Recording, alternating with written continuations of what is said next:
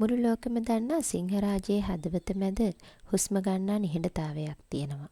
ඒ තමයි අද අපි මේ බලන්න යන සූරියකන්දේ පිහිටි සිංහරාජ ප්‍රාන්තාරණ්‍ය සේනාසනය. එහෙනම් ඉතින් අපි යමු මේ නිහඬ සුන්දරත්වය සොයාගෙන.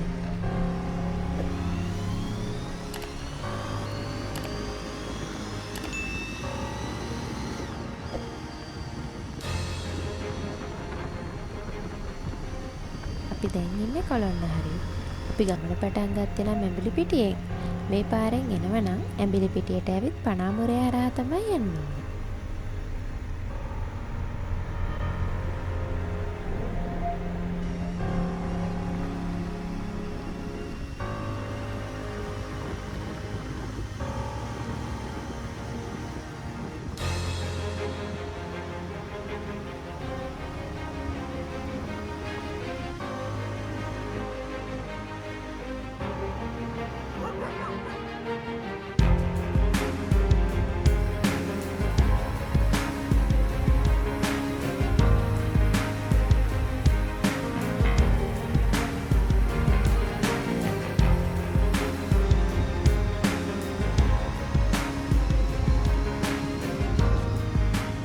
සූරියකන්ද දෙසට යන මාර්ගයේ දිගේ ඉදිරියට යන විට අපට දැනුනේ පරිසරයේ අපූර්ව වෙනස් වීම. පෑයෝ හිරිරැස් මැදුවත් කඳුමුදුන් දෙසට යන විට දැනුණු සිහිල් සුළඟ අපිට ගමනට මහත් සහනයක් වුණා.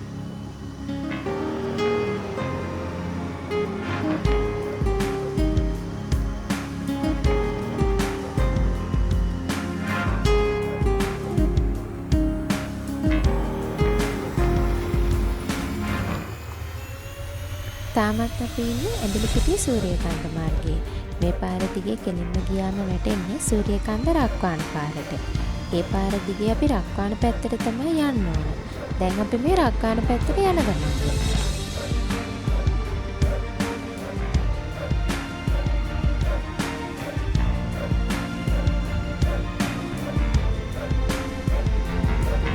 තාමත් අපි ඉන්නේ රක්වාන පාරේ. රක්වාන වංගු 10 පැත්තට යන ගමන් තමයි ඉන්නේ.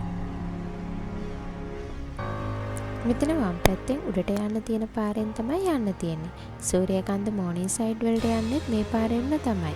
එහෙනම් යමු ඉස්සරහට.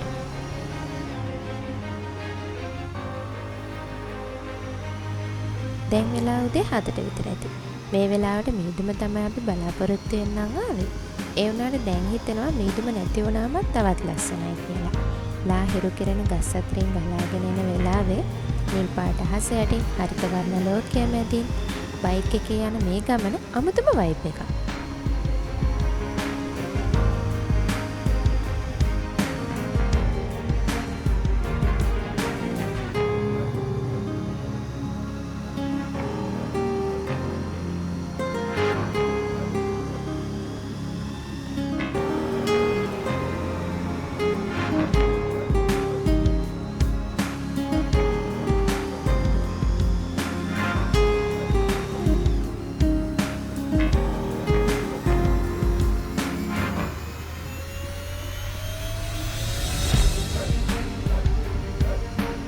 ආරණ්‍ය සේනාසනය පැත්තට යන්න තියෙන්නේ මේ මෙතනදී මැද පාරේ.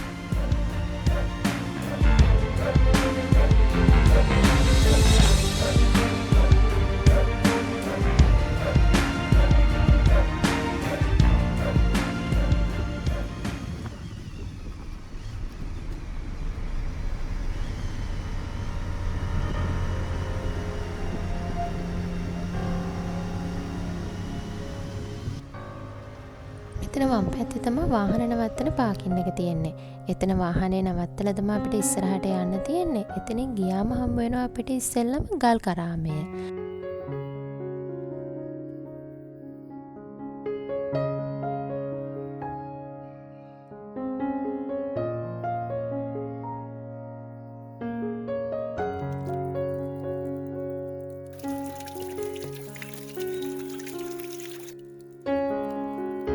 ගල් කරාමේ ළඟම තියෙන පඩිපෙළෙන් උඩට යන්නේ නැතුව අපි දිගටම ඉස්සරහට ඇවිදගෙන ගියාම තමයි අපිට හමු වෙන්නේ දම්සක් මළුව, ඒ වගේම දුෂ්කර ක්‍රියා ප්‍රතිමාව, ගල්ලෙන ඒ ටික අපිට හමු වෙනවා.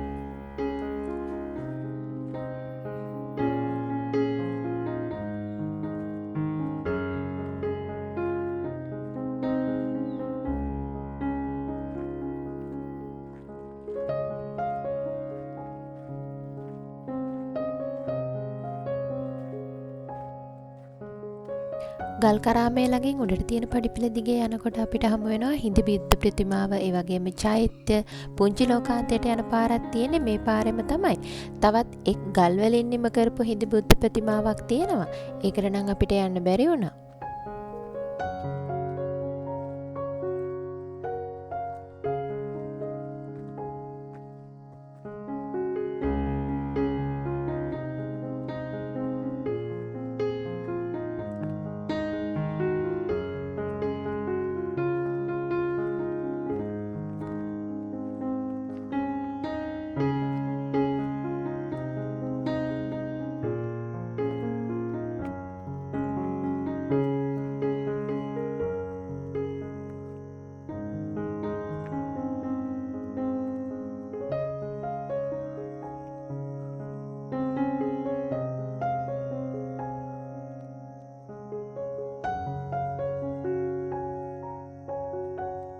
මේ ඉස්සරහින් තියෙන පාරෙන් තමයි මම හිතන්නේ යන්න තියෙන්නේ අර අපිට යන්න බැරි වුණ හිඳි බුද්ධ ප්‍රතිමාවට.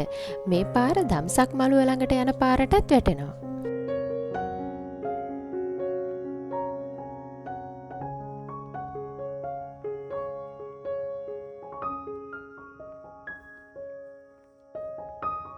මෙම ආරණ්‍ය සේනාසනය 1962 වර්ෂයේදී පට්ටියාවෙල ශ්‍රී රෝහණසිරි හිමියන් විසින් තමයි ආරම්භ කරලා තියෙන්නේ.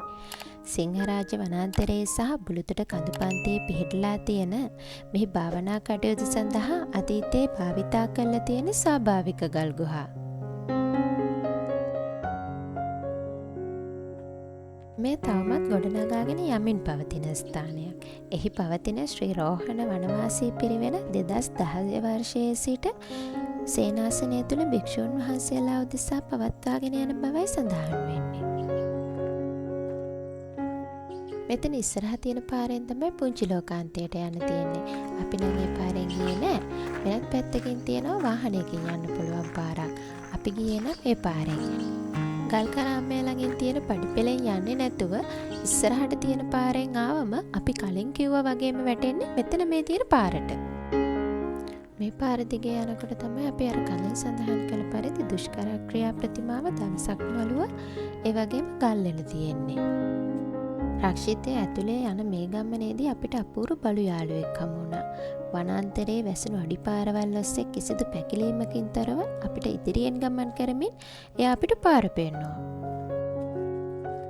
මෙම ආරණ්‍ය පිහිටා ඇති සිංහරාජ වනාන්තරය 1875 දී බ්‍රිතාන්‍ය රජය විසින් රක්ෂිතයක් බවට ප්‍රකාශ කරලා තියෙනවා. ඒ වගේම 1988 දී යුනෙස්කෝ ලෝක උරුමයක් ලෙසට නම් කරලා තියෙනවා. අඩිපාර දිගේ එනකොට වම් පැත්තෙන් තමයි දුෂ්කර ක්‍රියා කරන ප්‍රතිමාව ළඟට යන්න තියෙන්නේ.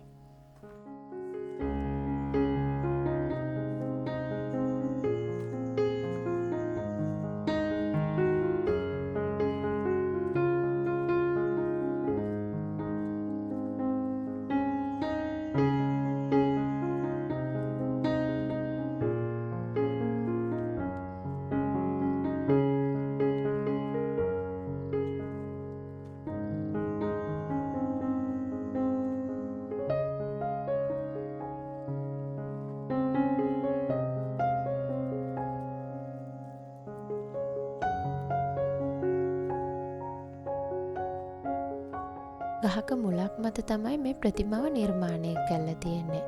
අපිට එතෙන්ට ළඟට නම් යන්න බෑ. දුර ඉඳන් තමයි ප්‍රතිමාව බලන්න වෙන්නේ.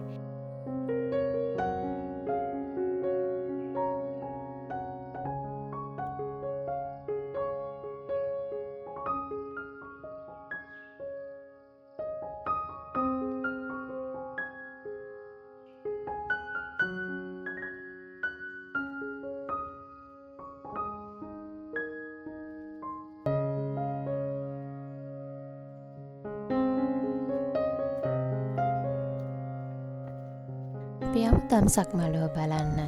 එතනට යන්න තියෙන්නේ අපි ආපු පාරෙම ඉස්සරහට ගිහිල්ලා වම් පැත්තට තියෙන පාරේ යන්න ඕන.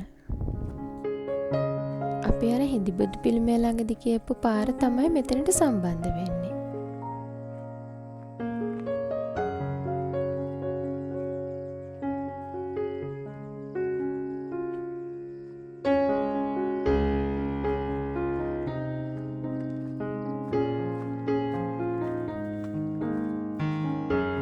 මෙතනින් පාර දෙකට බෙදෙනවා. මේ දකුණු පැත්තේ පාරෙන් තමයි දම්සක් මළුවට යන්න පුළුවන්. ඒ වගේම මෙතන වම් පැත්තේ පාරනොත් යන්න පුළුවන් මම හිතන්නේ. එතනින් තමයි ගල්ලෙන් වලට යන්නේ. අපි නම් ඒ පාරෙන් ගියේ නෑ. මොකද අපි පස්සේ තමයි දැක්කේ වෙනත් වීඩියෝ එකකින් ඒ පාරෙන් තමයි ගල්ලෙන් වලට යන්නේ කියලා.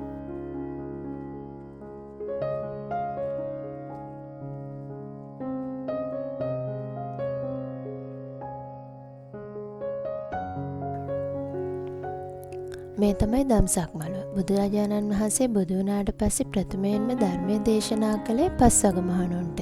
මේ තමයි ඒ දර්ශනය.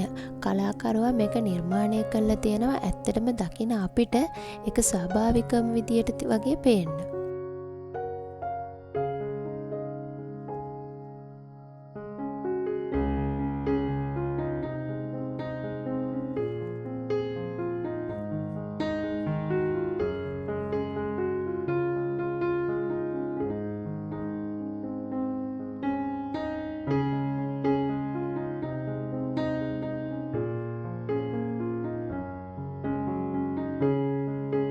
අපි රක්ෂිතයෙන් එළියට ආවා. අපිත් එක්ක ගිය අපේ බලු යාළුවත් අපිත් එක්කම එළියට ආවා. දැන් අපි යන්න හදන්නේ පුංචි ලෝකාන්තයට.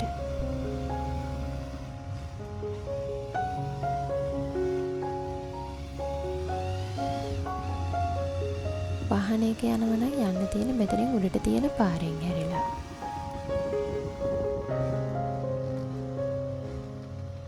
මේ පාර පිහිටලා තියෙන්නේ ගලක. ග්‍රවුන්ඩ් ක්ලියරන්ස් එක අඩු කාර් වගේ වාහන වලට නම් යන්න පුළුවන්ද දන්නේ නැහැ. ග්‍රවුන්ඩ් ක්ලියරන්ස් එක වැඩි වාහන වලට නම් යන්න පුළුවන් වෙයි. බයික් එකට නම් ප්‍රශ්නයක් නැතුව යන්න පුළුවන් වුණා අපිට.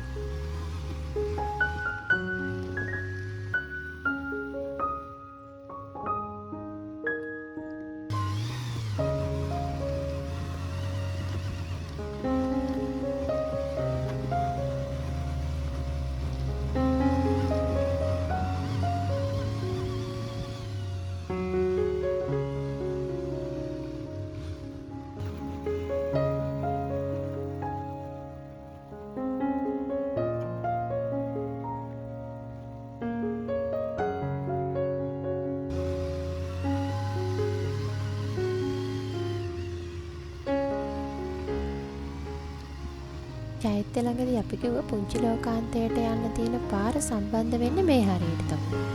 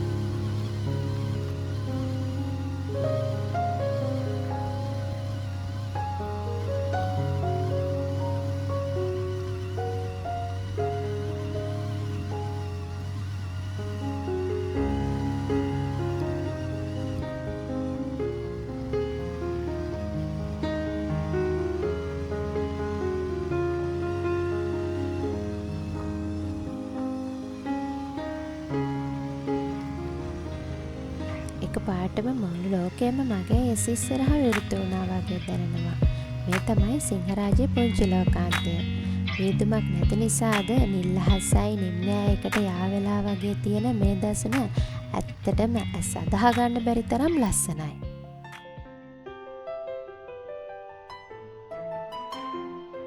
පූජ්‍ය දෙමළුවාවත චන්ද්‍රානන්ද ස්වාමීන් වහන්සේගේ මෙහෙයවීමෙන් මෙම උස අඩි 65කින් සමන්විත අවකන ශ්‍රී බුද්ධ ප්‍රතිමා වහන්සේ නිර්මාණය කිරීම සඳහා මුල්ගල තියලා 2024 ජනවාරි මාස 12 වෙනි දින තමයි ලෝවැසි සදහැවතුන්ට වන්දනා කිරීම සඳහා නිරාවරණය කරලා තියෙන්නේ.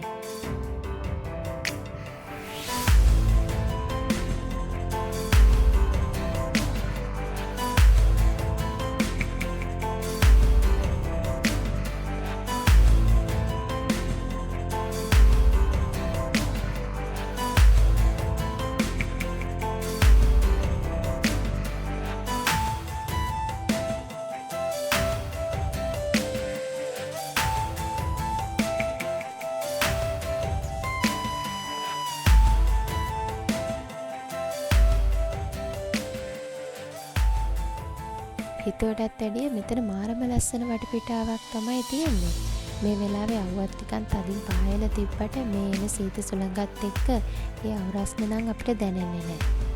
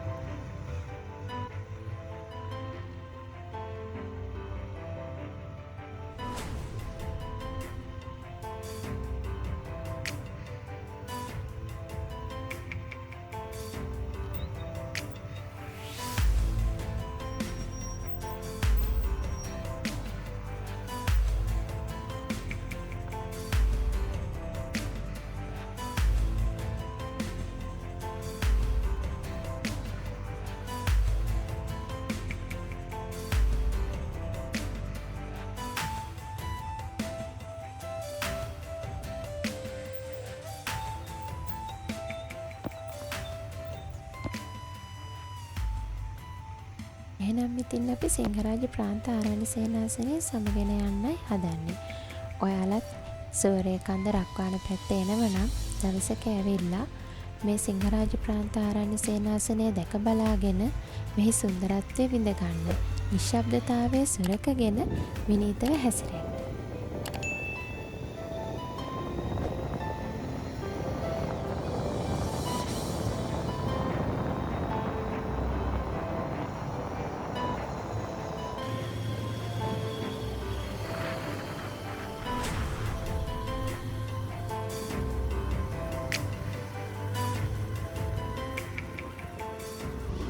වීඩියෝ එක බලපු ඔයාලා හැමෝටම ගොඩක් ස්තුතියි.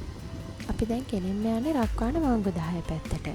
අපේ ඊළඟ වීඩියෝ එක තියෙන්නේ රක්වාන වංගු 10 සුන්දරත්වය ගැන. එහෙනම් ඉතින් රැඳිලා ඉන්න අපිත් එක්ක.